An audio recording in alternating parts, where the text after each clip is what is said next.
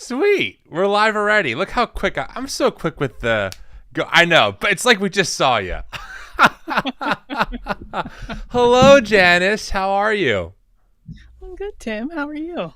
I'm good. I'm good. Well, we did it. We officially had your premiere happen. It took I got to say I owe you an apology right off the bat because when I first approached you about this, I think close to a year ago, I was like, oh, Janice, like, no worries. I'm thinking we're going to have this out like in a few months, like by March. No, you will have you floating. You'll be out there. And you're like, Tim, not that I know anything about, design and like editing, but I think it's going to be a little bit longer than that. And it's October 27th, almost a year later. And ta-da! No, so I owe you an apology because I predicted November, and you made me wrong, and I think you did it just to spite me. I really told myself if it's November, damn it, you cannot. You must do it before. So there it is, Janice. What I know you've been just on the edge of your seat waiting for this thing to drop. Listen, this is our first ever docu anything for TNE, so our first time trying something. What do you think? How did we do? Did we do all right? Yeah, I mean, you're my friend, so I do things for you that I would never do. Like I do not like watching myself. So to like watch this as it premieres, and I didn't. You offered me the opportunity to watch it beforehand, and give notes or whatever, and I refused. Yeah. Yes. So I didn't know. I mean, I know you're Tim. It's TNE. It's good. It was gonna be good. Yeah. So expectations met and good. Exceeded because again, you did it faster than I thought. And one of the challenges, so everyone, if you're just joining, we just premiered our first ever docu-short. We featured Janice and her story. You can go back now and watch it. It's on YouTube. It's about 12 minutes long. But the way we kind of got here was a little over 2 years ago now. I was like, we really want to elevate people's stories, and we want to kind of expand the work that we're doing beyond just me and think about that. And of course, we weren't even a nonprofit yet, so we put together like this real skeleton budget. And of course, the budget wasn't accurate at all. Like it just turned out things are much more expensive than what you assume. But part of the money we told people was like going to go towards doing something like this.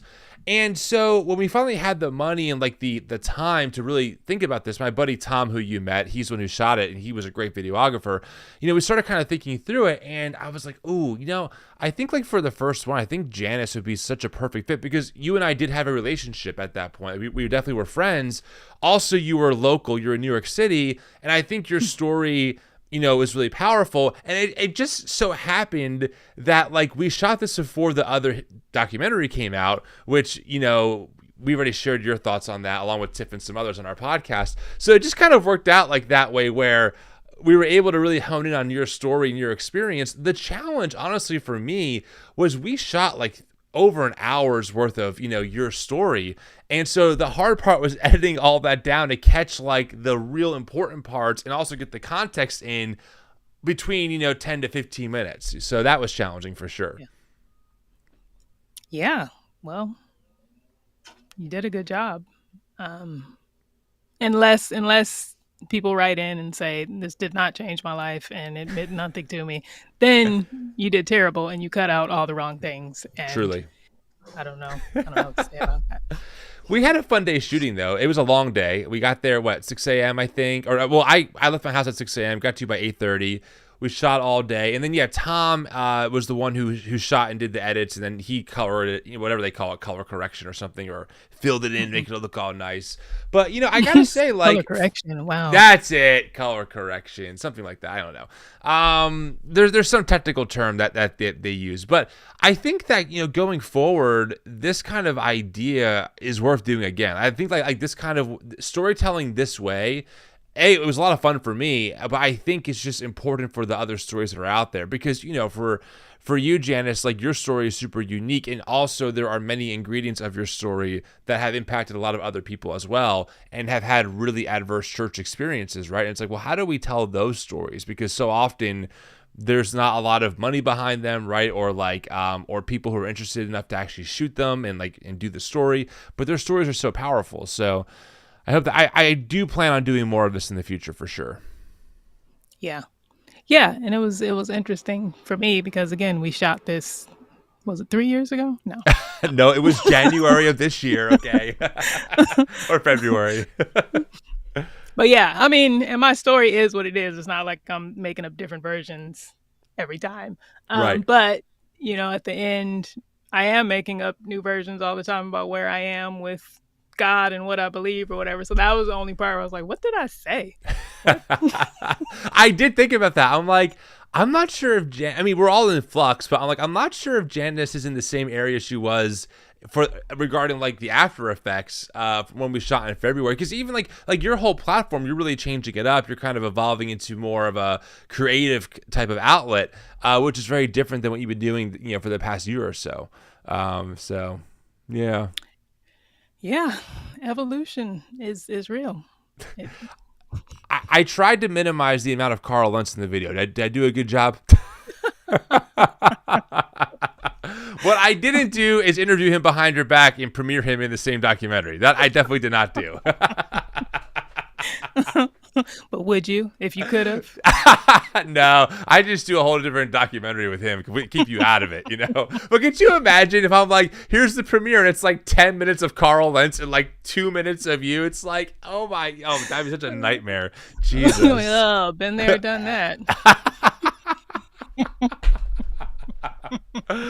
Oh my goodness. Yeah. Well, you know, yeah, this was fun. I appreciate you, you know, allowing us to film it and to share your story with people. I think that it's going to do well as it kind of gets out there, and we're going to keep promoting it. And yeah, I think your story is important for folks to hear, especially because you were working in a more high profile environment with people who, you know, have made national and international news. So yeah, it was a lot of fun. I really enjoyed it. Well, I don't want to get emotional, but like it means a lot that you would ask me to do it. Like I don't take it lightly. My first instinct when anytime anybody asks me to do something, you know, big or important, I'm always like, oh, who said no first? Like I always assume like we asked who we wanted and then they said no, and Janice will do it. But even with that, I'm still like, oh.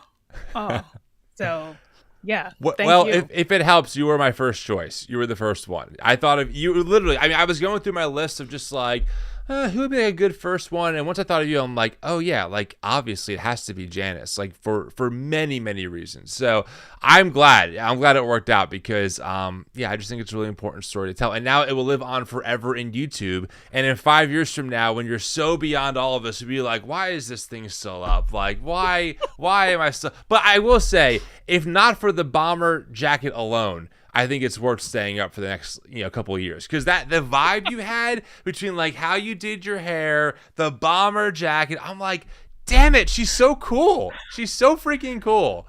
So I don't know, man. That's you know, the jacket. Wonder if my dad is watching. I don't know. That was his jacket. So he gave that to me, and yeah, I don't know. I am cool just purely off of borrowing and stealing from others. and yeah, just being surrounding myself with good people, cool people. Yeah. Like Tim Whitaker. Oh, so. I'll Venmo you later for that comment.